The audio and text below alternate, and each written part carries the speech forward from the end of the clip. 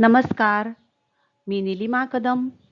Arc e learning या व्हिडिओजमध्ये आपले सहर्ष स्वागत.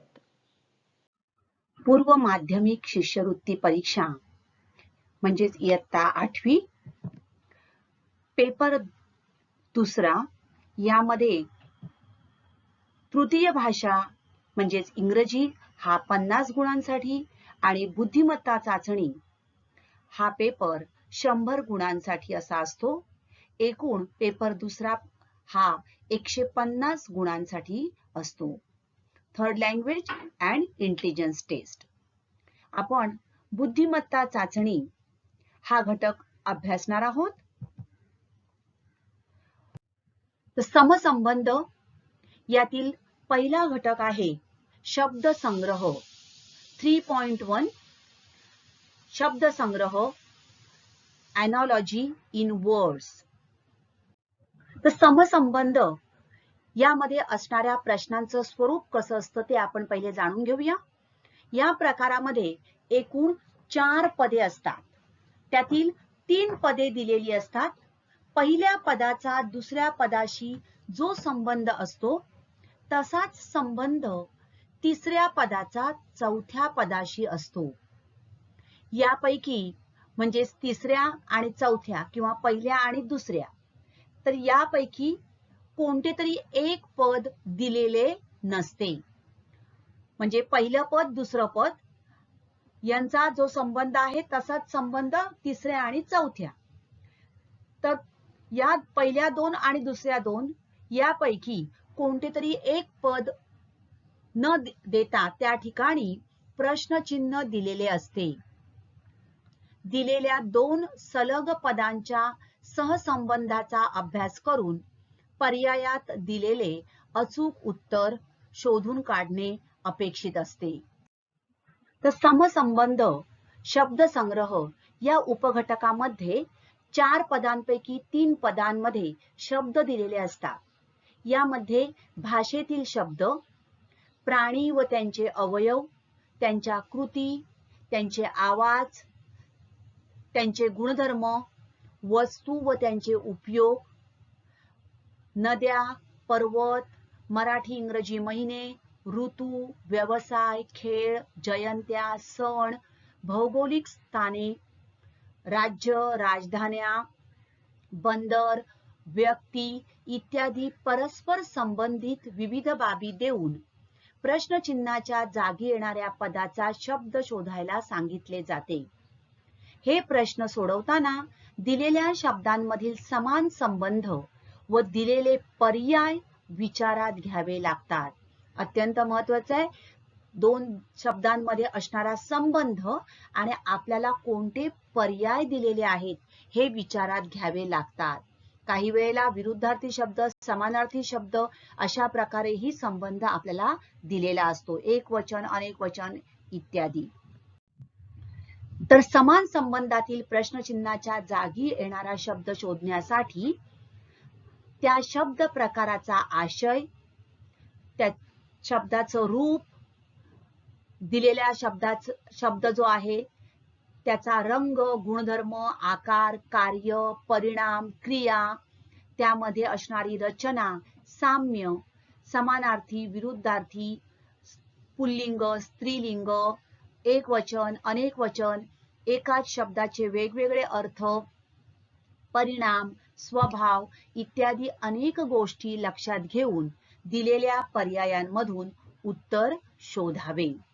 आणि त्यासाठी या शब्दसंग्रह याच्यामध्ये आपल्याला वेगवेगळ्या विषयानुसार प्रश्न दिलेले असतात. यामध्ये भाषा, सामान्य विज्ञान, इतिहास, भूगोल, त्याचबरोबर सामान्य ज्ञान या विविध विषयांचा समावेश या घटकामध्ये असतो. आपल्याला योग्य प्रकारे संबंध लक्षात घेऊन दिलेल्या पर्यायातून अचूक उत्तर कमीत कमी वेळात शोधणं आवश्यक आहे. पहिला नमुना आपण बघणार आहोत. भाषा.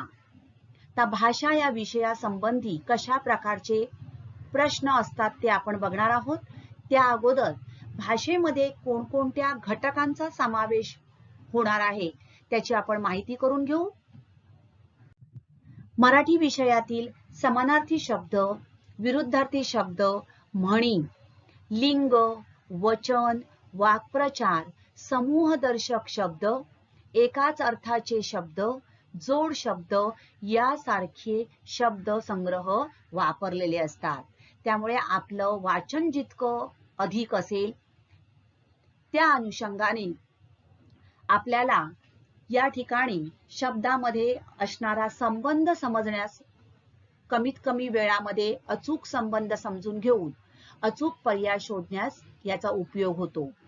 कारण अधिक वाचन असेल, वाचनाने आपलं जे भाषा आहे ही भाषा समृद्ध होते आणि त्यामुळे दिलेल्या प्रश्नामध्ये नेमकं काय विचारलेलं आहे त्याचं अत्यंत जलद गतीने आकलन करून आपण अचूकपणे प्रश्न तो सोडवू शकतो. तर प्रश्न कसा दिलाय बघा. पहिल्या व दुसऱ्या पदाचा जसा संबंध आहे अगदी तसाच संबंध तिसऱ्या पदाचा चौथ्या पदाशी आहे. हे लक्षात घेऊन प्रश्नचिन्हाच्या जागी कोणता शब्द येईल तो पर्याय निवडा. 4 पद आहेत तुम्हाला सांगितलेलं आहे. पहिलं पद, दुसरं पद, हे तिसरं पद आणि चौथं पद आपल्याला शोधायचं आहे. त्या ठिकाणी प्रश्नचिन्ह दिलेलं आहे बघा. तर पहिल्या 2 पदांमध्ये जो संबंध आहे तो आपल्याला शोधायचा आहे. पहिल्या व दुसऱ्या पदाचा जसा संबंध आहे समसंबंध, तर तसाच संबंध हे तिसरं पद आणि या ठिकाणी शोधून काढायचे आपल्याला चौथं पद.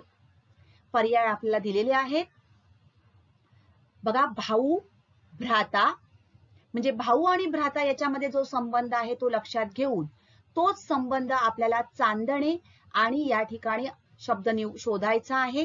त्यासाठी पर्याय आहेत हिमांशू, इंदिरा, कौमुदी आणि तुरुंग.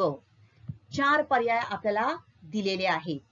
तर भाऊ आणि भ्राता, भाऊ म्हणजेच काय, भ्राता, तर भाऊ आणि भ्राता हे काय आहेत याचा तुम्ही विचार करा आणि त्याप्रमाणे चांदणे आणि या दिलेल्या 4 पर्यायापैकी कोणता शब्द येईल तो निवडायचा आहे. तुमची वेळ सुरू होते आता.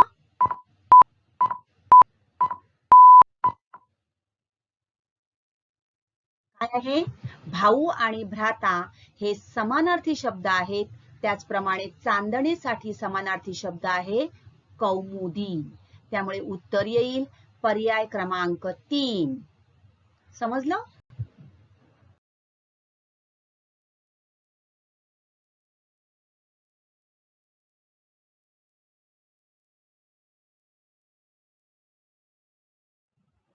प्रश्न आहे बघा. पहिल्या व दुसऱ्या पदाचा जसा संबंध आहे अगदी तसाच संबंध तिसऱ्या पदाचा चौथ्या पदाशी आहे.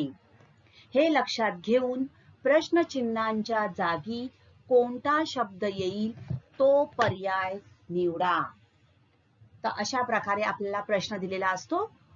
आता यामध्ये प्रश्न क्रमांक दिलेले असतात की प्रश्न क्रमांक हे एवढी सूचना जी आहे ही सूचना पुन्हा पुन्हा लिहिली जात नाही.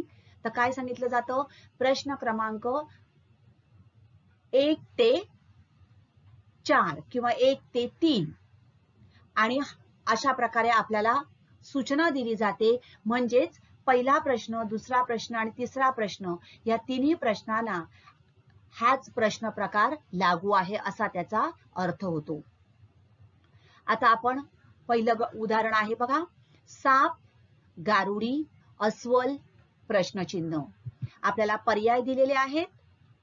पहिला पर्याय आहे भारुडी, माहूत, मदारी, दरवेशी.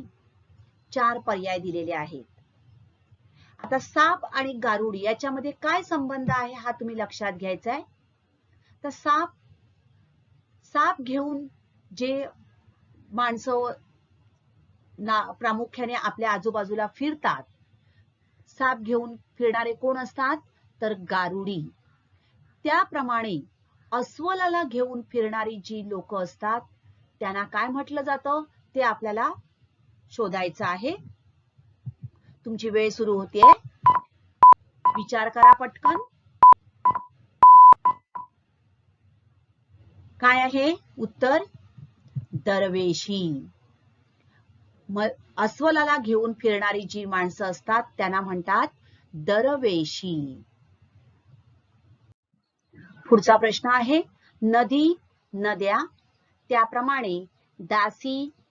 आपल्याला या ठिकाणी उत्तर शोधायचं आहे. पर्याय आहेत. पहिला पर्याय दासी, दास, दासिया आणि दास्या. बघा, नदी, नद्या, त्याप्रमाणे दासी. आपल्याला उत्तर शोधायचं आहे. विचार करा, नदी आणि नद्या यामध्ये काय संबंध आहे. तुमची वेळ सुरू होते आता. 5, 4, 3, 2, 1. काय येईल? येस, नदी, त्याचं अनेक वचन नद्या, त्याप्रमाणे दासी या शब्दाचं अनेक वचन काय होईल? विचार करा. दास्या, दासिया नाही, तर दासीचं अनेक वचन दासीच होतं. एक दासी आणि अनेक सुद्धा दासी. त्यामुळे उत्तर येणार आहे पर्याय क्रमांक 1. ओके. पुढचा प्रश्न, जहाज, काफिला, वाद्य, प्रश्नचिन्ह. तर जहाज आणि काफिला यामध्ये काय संबंध आहे विचार करा. तसा शब्द आपल्याला वाद्य आणि या ठिकाणी या पदामध्ये शोधायचा आहे. पर्याय दिलेले आहेत. पहिला पर्याय जत्रा, वृंद, संघ आणि ताफा.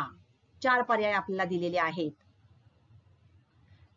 जहाज, काफिला काय संबंध आहे विचार करा. तुमची वेळ सुरू होते आता.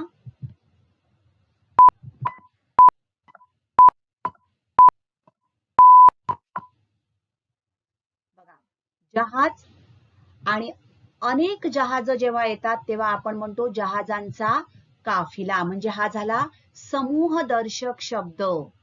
एक जहाज आणि अनेक जहाज जेव्हा येतात म्हणजे जहाजांचा समूह होतो त्यावेळेला म्हणतो आपण जहाजांचा काफिला.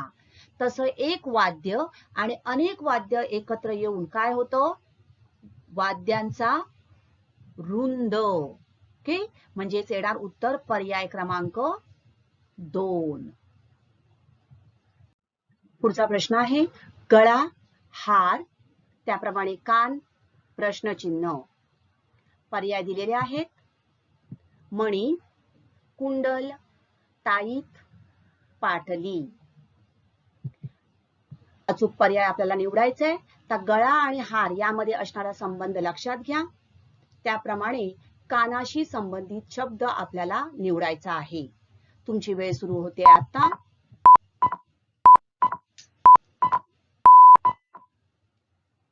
मिळालं उत्तर?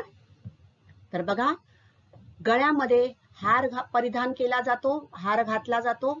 त्याप्रमाणे कानामध्ये घालण्याचं आभूषण कोणतं आहे? कुंडल. तर आभूषणाशी संबंधित हा प्रश्न आहे. तर गळ्यामध्ये ज्याप्रमाणे हार हे आभूषण घातलं जातं त्याप्रमाणे कानामध्ये घालणारं जे आभूषण आहे त्याला म्हणतात कुंडल. हात असेल तर काय आलं असं उत्तर? पाटली. बरोबर. व्हिडिओ आवडला असेल तर जरूर लाईक बटन दाबा. त्याचबरोबर बेल आयकॉनला टिक करून पुढील व्हिडिओचं नोटिफिकेशनही मिळवा. थँक्यू.